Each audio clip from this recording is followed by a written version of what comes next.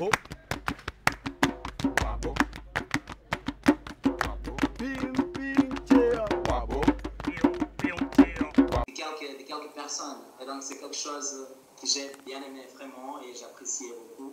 Le film, c'était très intéressant. Ben, je suis ravi de vous entendre dire ça parce que... Est-ce que vous m'entendez? Je fais exprès de parler doucement. Vous m'entendez mieux là? Très bien. D'accord. Très bien. Donc voilà, je suis ravi que le film vous parle parce que c'est quand même le... Bon, bonsoir, bonne arrivée. Bonne arrivée. Tout le monde est joli ce soir. Tout le monde a le sourire. Tout le monde a le sourire, c'est tant mieux, c'est bien. Donc non, mais je suis ravi que le film vous parle parce que c'est quand même le but que vous reconnaissez dans ce film-là qui, à mon avis, est un film universel. Même si les dialogues sont très assez délirants. Voilà, je suis content que ça vous parle, quoi, voilà. Personnellement, j'ai aussi beaucoup aimé effectivement les dialogues. Je trouve qu'il y a une écriture un petit peu décalée avec parfois quelque chose de très informel et parfois des phrases un petit peu plus, pas grandiloquentes, mais un petit peu plus travaillées ou qui donnent un côté un peu, un petit peu décalé. Je ne sais pas si c'était intentionnel, peut-être que oui. Ben oui, tout ce que moi je fais est complètement décalé par rapport à la réalité. Parce que j'aimerais bien que mes films restent universels et intemporels.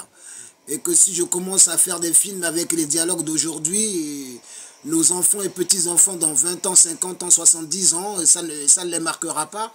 Ça ne les marquera plus, je dirais plutôt. En revanche, moi, ce que je fais, moi, je travaille pour l'avenir, pour le futur, pour la postérité. Donc voilà, donc quand je crée mes dialogues, c'est beaucoup pour l'avenir, certes pour aujourd'hui, mais c'est que mes films traversent le temps. Donc c'est pour ça que je fais tout de façon un peu décalée et que c'est pas un français complètement béninois ou un français complètement parisien ou un français de la banlieue. C'est un français de moi, Jean Audoutan, j'invente pour le futur, pour les enfants, pour les jeunes comme ceux qui sont en face et puis qui se reconnaissent dans ce film-là, quoi. Voilà. D'accord. Bonsoir, bonsoir. Bonsoir. Vous allez bien? Très bien, et vous-même depuis hier? Oh ouais. Vous m'avez reconnu alors. Ah ben ouais, vous êtes très jolis. Je connais pas beaucoup de Mozambicains ou Mozambicaines, donc voilà, vous êtes tous ravissants, tous les quatre là. Mais voilà, vous particulièrement, je vous avais eu hier, donc c'était sympa de vous avoir parlé hier. Merci de revenir, hein, merci beaucoup. Ouais, je suis là tous les jours, donc merci à vous d'avoir accepté d'être avec nous. Ouais. Rapidement. Ouais. Alors, moi j'ai une question. Je voulais poser hier parce qu'avant de vous parler, j'avais vu le film. Et j'avais constaté en parlant avec vous hier que vous étiez dans mon film.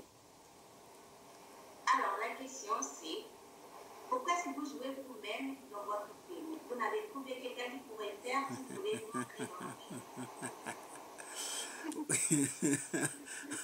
Et en plus, vous êtes le personnage principal. Ouais. Ouais, et... Ouais, et qu'est-ce que je veux dire? En effet, vous avez raison, je tourne dans tous mes films, dans celui-ci et même dans les autres films, parce que et moi, au départ, j'étais comédien. Donc, je suis comédien, donc acteur, j'ai tourné avec beaucoup de grands réalisateurs, comme Pierre Chandonfer et Tavernier, et comme Uncini, et que j'aime bien tourner dans mes films aussi. Parce que le monsieur qui joue le rôle de Quintessence, qui mieux que moi peut faire le rôle de monsieur Quintessence? Je suis le patron de Quintessence. Donc comme je suis encore vivant, vaut mieux que ce soit moi-même qui fasse le rôle plutôt que quelqu'un d'autre. Donc voilà, c'est pour ça que j'ai tourné dedans. C'est pas que j'étais à court de comédiens. Des comédiens, il y en a partout. Je suis sûr que les deux jeunes qui sont devant vous là, ce sont de grands comédiens. Ils sont très beaux. Ils peuvent être de grands comédiens, mais bon.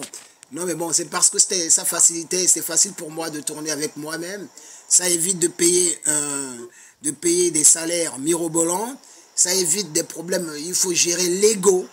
Parce que vous savez que les comédiens ont des égos très surdimensionnés. Voilà. On n'a plus le son. Vous n'avez plus le son? Ah, ça y est, c'est revenu. Ah. Est-ce que vous pouvez répéter juste la fin? Donc je disais que que je disais que bon voilà que j'essaye de moi-même d'être un peu partout parce que c'est déjà pour des raisons de finances et aussi par rapport à l'ego. Par rapport à l'ego, parce que les comédiens ont surtout souvent l'ego surdimensionné et que comme moi-même je joue, donc c'est un peu plus facile pour moi de gérer moi-même mon ego. Donc ça permet d'aller très très vite et puis que comme c'est moi-même qui fais Quintessence, qui ai créé Quintessence, c'est aussi pour me rendre honneur à moi-même. On n'est jamais mieux servi que par soi. Donc voilà. Donc, ce que vous nous expliquiez tout à l'heure, c'est que le personnage de Quintessence, c'est réellement, il existe réellement, c'est vous. Mais c'est moi qui ai créé Quintessence, donc c'est moi qui ai créé Quintessence. Mais attention, moi je caricature, hein, parce que dans le film je fais un peu le cake, à marcher un peu de façon comme ça. Mais moi-même je ne suis pas comme ça dans la vie, je suis un patron quand même. Donc, mais voilà, mais j'ai voulu que le rôle de Quintessence soit un rôle plutôt comique, un mec un peu délirant, quoi, voilà. Vous avez des questions? Oui, peut-être j'aimerais demander une chose. Parce que quand je vois le film, comme je disais tout à l'heure, que je me suis retrouvé dans le film, c'est quelque chose qui parle de notre société. Mais il y a une chose que je me suis demandé, par exemple, vers la fin, quand Chimène est accouchée, elle a accouché, donc vous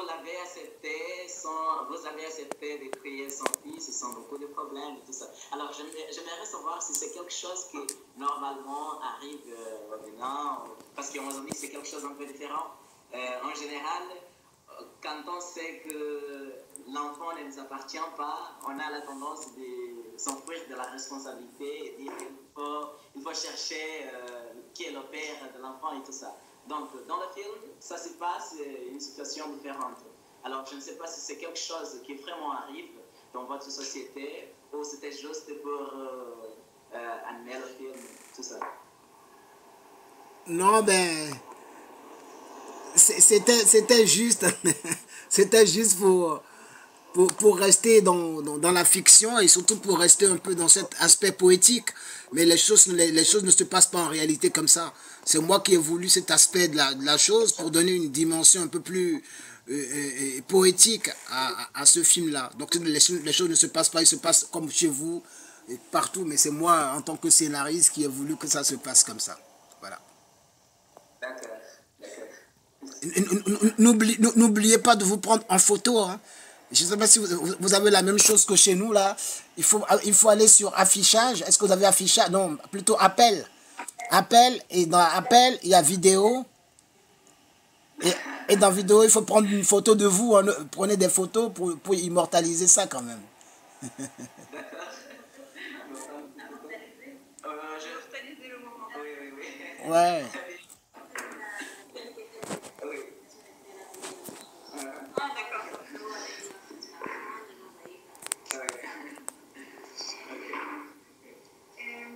Moi, j'avais une autre question. Est-ce qu'il y a une histoire personnelle qui vous a inspiré ce film et le personnage en particulier de Ximena? Et non, au fait, moi je me suis inspiré d'une histoire vraie au Bénin. C'est que, comme j'organise Quintessence tous les ans, et il y a plein de gens qui travaillent avec nous, et notamment il y a une fille qui fait la cuisine et qui nous a raconté son histoire. Et l'histoire, c'est son histoire que je raconte dans le film, c'est que elle, et à un moment, cette fille, elle avait 20 ans, et elle a croisé un monsieur blanc qui avait 50 ans. Et le monsieur blanc n'avait pas d'enfants, et il rêvait d'avoir des enfants, et il a trouvé en Chimène, donc en cette fille qui a 20 ans, la femme idéale.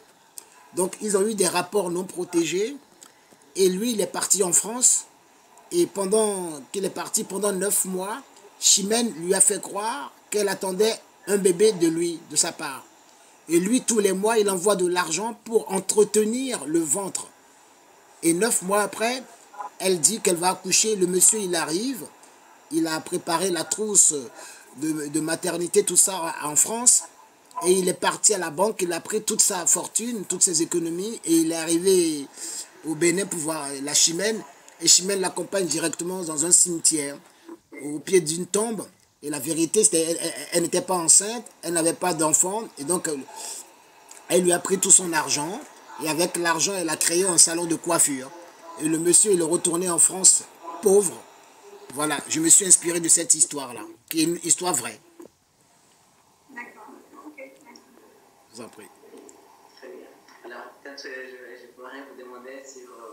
il y a une chose que j'ai bien aimé dans le film, les danses. C'est quelque chose qui touche bien et j'aime beaucoup. Est-ce que ces danses existent vraiment? Ce sont les danses traditionnelles de Bénin?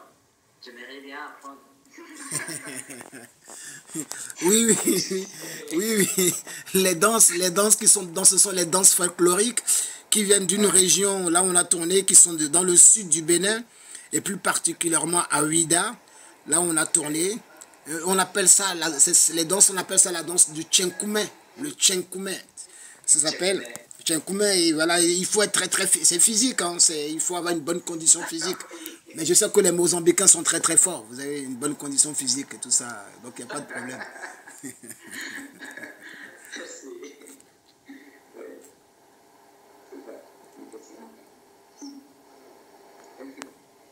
Oui, une question ou un commentaire, je ne sais pas. Quand vous avez réalisé le film, quelle était la réaction des gens du village à cause des caméras? Est-ce qu'ils se sont dit un peu choqués à cause des caméras ou c'était normal pour eux? Et lorsque vous faites le festival, vu que c'est une fois par année au janvier, quelle est la réaction, quelle est la réception que vous avez dans votre pays, en sachant que vous passez beaucoup de temps en France? Oui, et donc on va procéder par étapes. La première, c'est que les gens, ils ont l'habitude maintenant qu'on tourne des films au Bénin, et plus particulièrement à Ouida. Donc, et auparavant, j'avais déjà tourné mon premier long métrage Barbecue Peugeot au Bénin, et dans le village aussi où on a tourné. Donc, ils ont l'habitude de voir la caméra, donc beaucoup de matériel, parce que c'est beaucoup de matériel quand même. Et aussi, ils ont l'habitude de voir tous ces Européens, puisque l'équipe technique est beaucoup française quand même. Et donc, les gens, ils ont l'habitude. Donc, ça n'a pas posé de problème. Au contraire, tous les gens ont participé. Aussi, les gens, ça fait quand même 17 ans maintenant que j'organise Quintessence. Donc, les gens, ils savent comment je fonctionne. Mais je passe maintenant, en gros, une partie, la moitié de mon temps à Paris et l'autre moitié au Bénin. Donc, je suis partagé entre ici et là-bas. Donc maintenant, je suis de nouveau un Béninois. Pendant longtemps, je n'étais plus Béninois puisque je partage beaucoup plus. Je suis beaucoup plus à Paris qu'au Bénin. Mais bon, voilà, les gens m'ont adopté parce que je suis le seul à faire quelque chose comme Quintessence au Bénin. Et même dans toute l'Afrique, il n'y a pas de festival international dans toute l'Afrique. Je suis le seul à faire ça. Et puis en plus, on fait, comme dans le film là, les projections itinérantes dans les villages, les camps militaires, les orphelinats, partout, dans tous les villages. Et on est les seuls aussi à faire ça en Afrique. Donc les gens, ils acceptent, ils sont très heureux qu'on organise ce gros événement Quintessence. Parce qu'en dehors de Quintessence, d'organiser des projections de films, on fait aussi des ateliers de pratique, des ateliers d'écriture de scénarios et de documentaires. On fait des universités d'été. Et on fait des masterclass. Et à côté de ça, j'ai aussi créé une école de cinéma. On voit pas, on voit un peu les véhicules dans le film. J'ai créé une école de cinéma qui s'appelle l'ICO. L'ICO, c'est l'Institut cinématographique de Ouida que j'ai créé. Et il y a beaucoup de jeunes comme vous qui ont envie de devenir des célébrités du cinéma. Mais bon, après, pour devenir célébrité du cinéma, il faut être très fort, il faut beaucoup travailler, ne pas regarder les femmes et faire beaucoup de sport et tout ça. Donc voilà.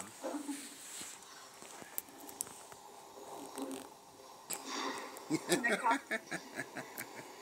Et d'où, est-ce que dans votre famille, quand vous étiez petit ou jeune, vous avez été en contact avec le cinéma ou le théâtre ou comment vous votre intérêt pour le cinéma et le théâtre? Et moi, quand j'étais petit, je détestais le cinéma parce que je trouvais que c'était plutôt pour les blancs, comme vous, là. Donc,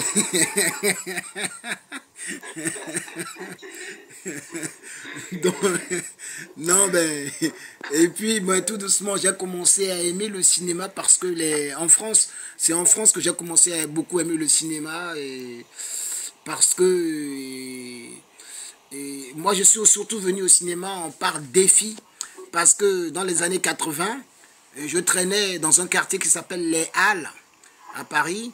Et puis, à l'époque, j'étais un peu comme les voyous de l'époque. On avait des blousons noirs, on mettait les capuches comme ça, on faisait comme les jeunes. Et puis, il y a quelqu'un qui m'a dit que j'avais un bon look. Donc, la personne est venue me chercher pour tourner dans un film. Le film s'appelle Marche à l'ombre. C'était en 83-84, peut-être que vous n'étiez pas encore né, vous. Et puis, le monsieur qui s'occupait des Noirs, et plus particulièrement des figurants, s'était montré raciste. Et comme j'aime pas ça, j'ai décidé moi-même de faire des cinémas, de faire des films, et que sur mes films, il y a le respect de tout le monde, de toutes les communautés, noirs, blancs, asiatiques, de tout le monde. Donc c'est comme ça que moi je suis venu au cinéma, mais dans ma famille, personne ne connaît le cinéma, puisque dans ma famille, personne ne parlait le français. Mon père ne parle pas le français, ma mère ne parle pas le français, on est une famille très très pauvre.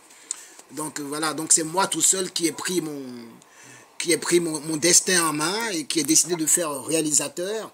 En mettant sur réalisateur, producteur, distributeur. Et là, ici, là où je suis, ici, là, c'est ma maison, mais c'est aussi ma maison de production, de tout. C'est une grande maison. Là, je suis au dernier étage, mais bon, j'ai pas le temps de vous montrer toute la maison. Mais bon, je sais pas si j'aurai le temps, mais je peux vous montrer. Enfin bref, donc voilà, il faut travailler, quoi. Donc voilà, j'incite tous les jeunes on a tous la chance de faire quelque chose. Et voilà, moi je suis fils de pauvre, je suis venu de nulle part. Et voilà, je travaille beaucoup. Il faut beaucoup travailler, quoi, et croire en soi. Voilà. Est-ce que quelqu'un encore questions, commentaires, Victoria? Pépitié, ça veut dire quoi? Pim-pim-ké, ça a plusieurs sens. Dans le film, souvent je dis ma croustillante. Donc ça peut aussi être ma croustillante, donc mon amour, ma chérie, et ça peut aussi, quelquefois on dit aussi ma garce, mais dans le sens propre du terme. Ma pimbèche, ma garce, ma sale garce. Donc c'est plutôt moi, allez, on peut garder un terme simple, c'est ma chérie, quoi, mon amour.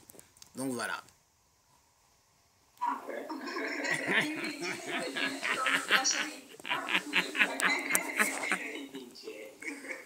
Voilà. Au fait, en vérité, c'est pim pim. Le tché, ça veut dire, dans la langue du Bénin, c'est mon. C'est mon, donc c'est pim pim. Donc c'est en gros, c'est ma pim pim. Ma pim pim. Le tché, ça veut dire ma. Quoi, ma pim. Donc mon amour, ma chérie. Donc c'est. En gros, c'est pim pim, quoi. Donc le pim pim tché, c'est mon amour, ma chérie. Mon amour est parti avec le roc d'Amadou. Enfin bref, voilà. En tout cas, c'est un film où on a beaucoup ri à plusieurs moments. C'est plein d'humour, léger en même temps, même s'il y a des choses aussi sérieuses derrière. Mais c'est un film très, très sympa à voir et qui fait voyager en même temps. Ça fait découvrir plusieurs choses. Là, je suis content que vous ayez compris. Parce que, effectivement, il faut voir aussi mes anciens films. Hein. Dans tous mes films, je traite de sujets très très forts, mais sur le mode de l'humour, où on rigole de choses très très... On vous a perdu. Hein? On vous a perdu. On a gardé l'image, mais pas le son. Ah, donc je vais répéter. Vous m'entendez là? Oui. Vous m'entendez? Je disais que... Qu'est-ce que j'ai dit là? Je ne sais plus ce que j'ai dit. J'ai dit que j'étais content que vous ayez, il faut voir mes anciens films aussi, que tous mes films sont traités sur le mode de l'humour. Donc même si les sujets sont des sujets très très forts, très marquants, et voilà, moi tous mes films sont bourrés d'humour, Et voilà, j'espère que... Voilà, j'espère que beaucoup de jeunes feront la même chose que moi, quoi, de traiter des sujets très forts sur le sida, la circoncision et beaucoup de thématiques aussi fortes comme ça qui concernent le continent noir, tous les fléaux, mais les traiter sur les modes de l'humour. Et donc, je crois que ça a beaucoup plus de force que de faire du frontal, quoi. Voilà. Ok.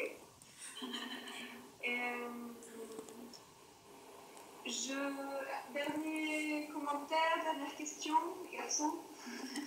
Peut-être je pourrais vraiment remercier pour l'opportunité de voir ce film. J'ai beaucoup appris, vraiment, et dire courage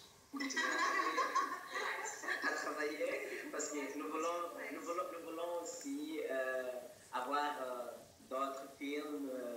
Oui, on veut encore continuer à apprendre avec vous. Et bon travail. Ok, il n'y a pas de souci. Moi, je suis ouvert. Il faut aller voir il faut voir parce qu'on est beaucoup sur Facebook. Hein. Vous tapez mon nom sur Facebook, vous tapez même Pinterest sur Facebook, ou vous tapez la société de production qui est 45 RDLC. Et vous allez avoir beaucoup d'informations. Et puis, on peut aussi s'écrire. Vous pouvez m'écrire tout ce que vous voulez. Je vous réponds. C'est moi-même qui réponds. Et vous écrivez ça sur le site de Quintessence. Et on me le renvoie. Et comme ça vient du Mozambique, donc on sait que c'est pour moi, quoi. Donc, je vous répondrai sans aucune crainte, quoi. Donc, voilà. Je suis aussi ravi d'avoir discuté avec vous. J'aurais bien aimé parler portugais. Mais hélas, je ne parle pas. Je disais que j'aurais bien aimé parler portugais, mais hélas, je ne parle pas le portugais, mais je sais très bien, vous parlez aussi tous très bien le français, et voilà, je suis très content d'avoir discuté avec vous. Et puis donc voilà, communiquons par Internet, ou même quelquefois par Skype, hein, si je suis là, je vous répondrai et tout ça, et voilà, vous pouvez m'envoyer tout ce que vous voulez, allez voir surtout notre site Internet. Tout ce qu'on voit, le site, c'est marqué sur les éléments partout. C'est 45 RDLC, hein, voilà, la société de production. Comme ça, vous allez avoir beaucoup d'informations sur nous et je vous donnerai des informations sur les films, sur les clips, tout ce qu'on fait. Là, actuellement, on fait des concerts. Là, en ce moment, je suis en train de faire des concerts partout en France, en même temps qu'on fait la promotion du film. Donc, voilà. Et là, je suis en tournage d'un nouveau film ici à Paris, qu'on va terminer fin juillet. Donc voilà, c'est bien que vous soyez informés de tout ça, quoi. Donc voilà, j'ai été très très ravi et très très content d'avoir discuté avec vous, même si c'est pas très longtemps, mais voilà, je suis très très content. Merci beaucoup.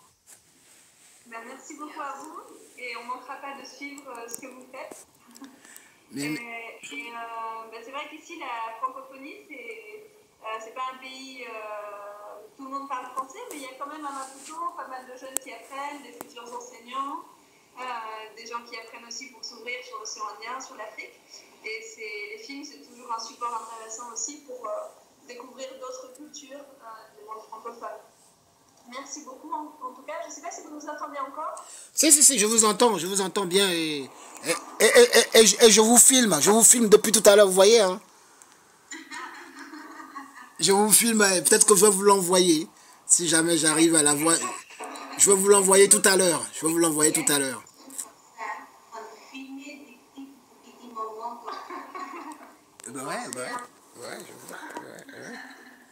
je vous filme. Ok. Merci encore. Ciao. Bonne soirée. Comment vous dites au revoir en portugais déjà? Ciao. Non, c'est pas ciao. Comment on dit au revoir en portugais? Adios. Ok, bah adios alors. Bon, adios. Mais à bientôt. Et courage à vous. Et merci beaucoup. Merci. Au revoir. Merci. Ciao.